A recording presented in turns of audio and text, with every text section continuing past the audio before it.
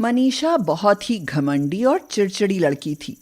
उसकी शादी एक बहुत ही अच्छे और अमीर लड़के विवेक से हो गई। विवेक रात में जब अपने कमरे में गया तो देखा कि मनीषा सोई हुई थी।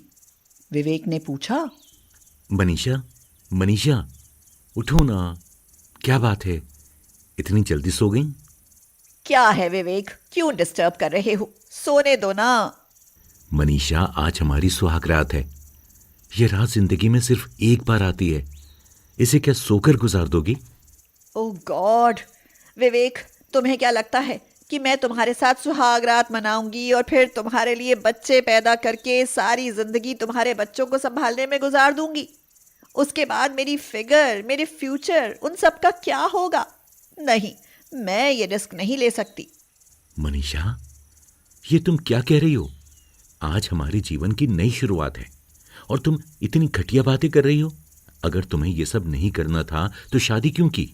अरे तुम तो बात का बतंगड़ बनाए जा रहे हो।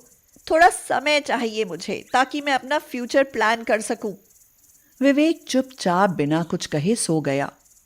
कुछ दिनों बाद मनीषा ने कहा, विवेक, मैं सोच रही हूँ कि जॉब कर लूँ।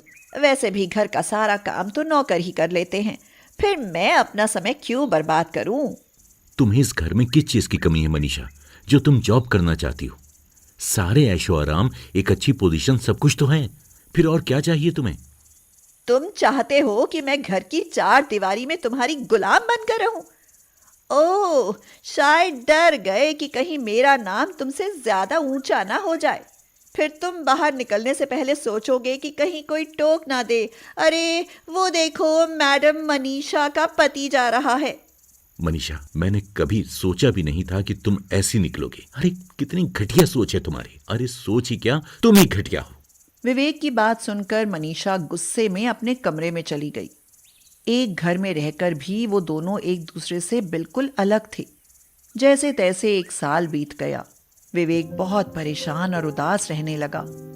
विवेक की माँ सुमन बोली, विवेक, तू खुश तो है ना मनीषा से? कुछ दिनों से तुझे बहुत परेशान देख रही हूँ। तो विवेक ने कहा, हाँ माँ, मैं बहुत खुश हूँ। आपकी बहू बहुत अच्छी है, बहुत प्यार करती है मुझसे, बहुत ख्याल भी रखती है मेरा। लेकिन तेरे चेहरे की सिलवटें तो कुछ और ही कह रही है बेटा। लगता है बहू और तुम्हारे बीच सब ठीक नहीं है।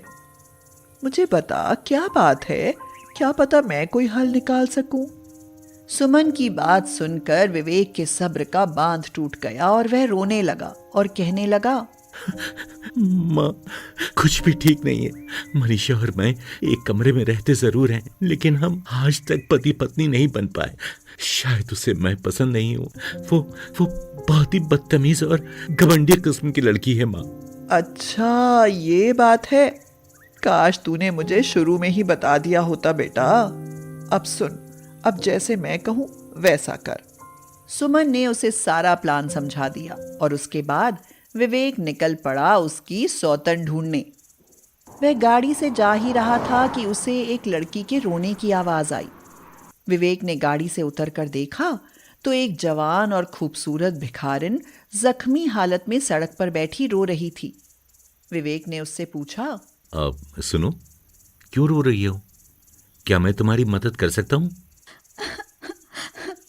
साहब, 2 दिन से खाना नहीं खाया, भूखी हूँ। मेरी सौतेली माँ ने मेरी ये हालत करके घर से निकाल दिया। सारे शरीर में चोट है, कुछ काम भी नहीं कर सकती। कुछ दिनों से भीख मांगकर गुजारा कर रही थी, पर 2 दिन से कोई भीख भी नहीं दे रहा। क्या तुम मेरे लिए काम कर सकती हो? मैं तुम्हें इतने पैसे दूंगा कि तुम्हें कभी काम करने की जरूरत नहीं पड़ेगी। हाँ करूंगी साहब, लेकिन काम क्या है? बस मेरी पत्नी के सामने उसकी सौतन बनने का नाटक करना है तुम्हें।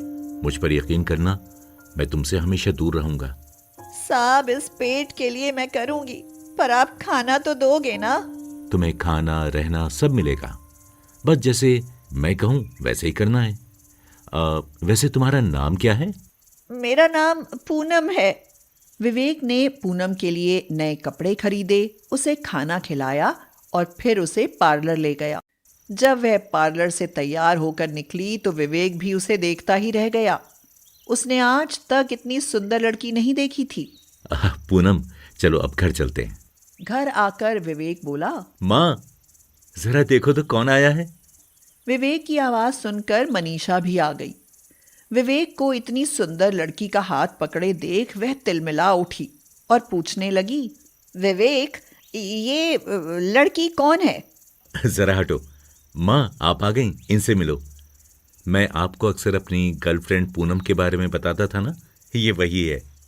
जुग जुग जियो बेटी, जैसा नाम वैसी खूबसूरत। सचमुच पूनम का चांद हो तुम।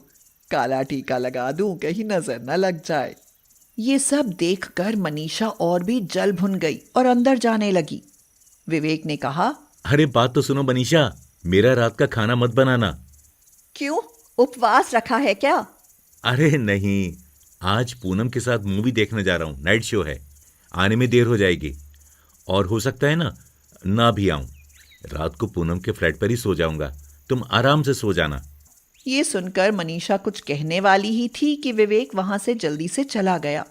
माँ जी, आपका बेटा आपके सामने एक दूसरी लड़की का हाथ पकड़कर मूवी दिखाने ले गया और आपने कुछ नहीं कहा। मैं क्यों कहती? जब उसकी पत्नी को कोई फर्क नहीं पड़ता तो वह किसी के साथ भी जाए, मेरी बला से। हाँ। सुमन देख रही थी कि मनीषा पर असर तो हो रहा है। कुछ दिन बाद पूनम फिर घर आई और बोली, विक्कू डार्लिंग, कहाँ हो? बाहर आओ, देखो तुम्हारी सोना आई है। उसकी आवाज सुनकर मनीषा बाहर आई और बोली, अरे ये तो वही लड़की है। सुनो, यहाँ कोई विक्कू पिक्कू नहीं रहता। डियर, तुम्हारा विवेक ही मेरा विक्कू है। जान, जल्दी बाहर आओ, हमें लॉन्ग ड्राइव पर जाना है। मैं आ गया चांद। विवेक, तुम्हें शर्म नहीं आती? तुम अपनी बीवी के सामने किसी और लड़की से फ्लर्ट कर रहे हो। ए लड़की, भाग यहाँ से, नहीं तो तेरा मुंह नोच लूंगी। हाँ विक्कू, देख रहे हो तुम्हारी ये सो कॉल्ड वाइफ क्या कह रही है? इसे बता क्यों नहीं देते कि तुम मुझसे बहुत प्यार करते हो और अगले हफ्ते हम शादी कर रहे हैं? वैसे भी तुमने मेरे विक्कू को पत्नी होने का कौन सा सुख दिया है? मनीषा जोर से रोते हुए बोली, नहीं विवेक, आप मेरे साथ ऐसा नहीं कर सकते। कह दो कि ये सब झूठ है। देखो, थोड़ा ठंडे दिमाग से सोचो, सब ठीक हो जाएगा। मैं आपको बहुत प्यार करूंगी, आपको पत्नी होने की सारी खुशी दूंगी, लेकिन इससे शादी मत करना प्लीज विवेक, प्लीज। इसको मेरी सौतन मत बनाना।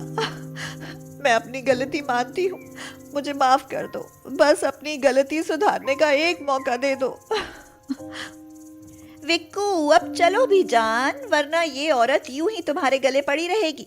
जल्दी से इसे तलाक देकर फ्री करो। हाँ। विवेक जैसे ही चला, मनीषा ने उसके पैर पकड़ लिए और कहने लगी, ऐसा मत करो विवेक। अगर तुम इस लड़की के साथ इस घर से निकले तो मैं अपनी जान दे दूंगी। मैं कसम खाती हूँ कि अब मैं आपको कभी शिकायत का मौका नहीं दूंगी। विवेक, पूनम और सुमन तीनों हंस पड़े। अपनी कसम याद रखना मनीषा, तुम्हारे पति बहुत अच्छे हैं, इन्हें दुनिया की नजर से बचा कर रखना। मैं तुम्हारे पति को तुम्हें वापस करती हूँ। मनीषा उसे हैरानी से देखने लगी। उसने पूछा, तुम इतनी जल्दी कैसे? मुझे तुम्हारी सौतन नहीं बनना, मैं तो एक भिखारिन थी। एक दिन ये साहब मिले और आपकी कहानी बताई। बस आप दोनों को एक करने के लिए मैंने ये सब नाटक किया। मुझे माफ़ कर देना बहन, मुझसे बहुत बड़ी गलती हो गई। विवेक, अब मैं तुम्हें कभी खुद से दूर नहीं जाने दूंगी। आप हमेशा मेरे हो। ये कहकर वह विवेक के गले लग गई। उसके बाद पूनम वहाँ से चल दी। मनीषा ने कहा, रुक जाओ पूनम, तुमने मेरी जिंदगी बदली है, तुम्हारा मुझ पर एहसान है। अब तुम यहीं रहोगी और हम तुम्हारी शादी एक अच्छे लड़के से करेंगे। इसके बाद वो लोग खुशी खुशी रहने लगे।